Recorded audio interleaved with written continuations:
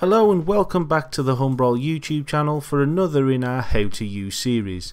This time out we're going to be taking a look at Humbrol model filler. It doesn't matter how good a kit is or how good a modeler is, there comes a time when a little bit of filler is going to come in handy to get rid of any unsightly seams or joins between model parts.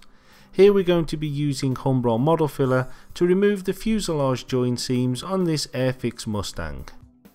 If we take a look up close, you can see how the two halves of this kit have come together with a very slight indentation along the middle.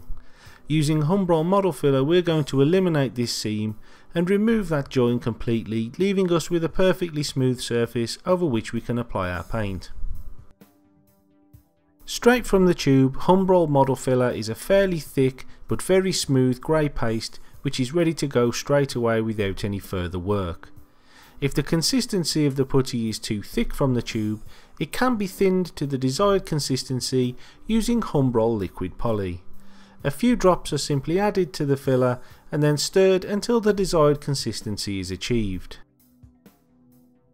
When we're happy with the consistency, it's simply a case of applying the Humbrol model filler to the affected area. The smoother the application is when you apply it to the model, the less sanding will be required afterwards, but don't worry because Humbrol model filler is very easy to sand to a very fine finish.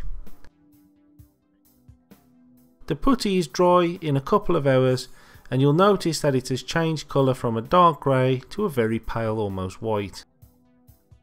When it's dry, the model filler can be sanded using wet and dry paper, sanding sponges or modelling files.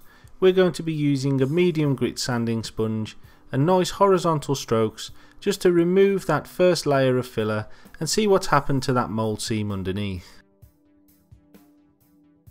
With most of the filler sanded away, it's important to remember to run your finger along the surface of the model to feel whether any traces of the mould seam are remaining.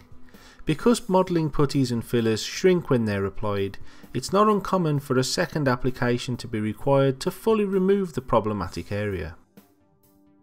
Here we're going to apply a second much lighter coat of Humbrol model filler just to make sure that the seam between the two fuselage halves is 100% smooth. Another few passes of the sanding sponge removes the majority of the second layer of filler, leaving all of those indented areas perfectly smoothed away.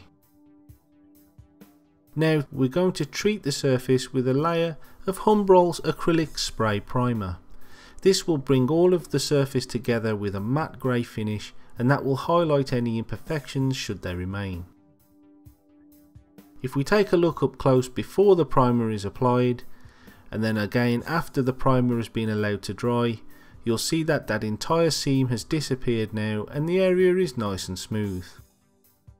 On the upper surface of the aircraft, that long seam vanishes beneath the primer thanks to the Humbrol model filler and we're left with a wonderfully smooth surface onto which we can now start to paint and apply our markings.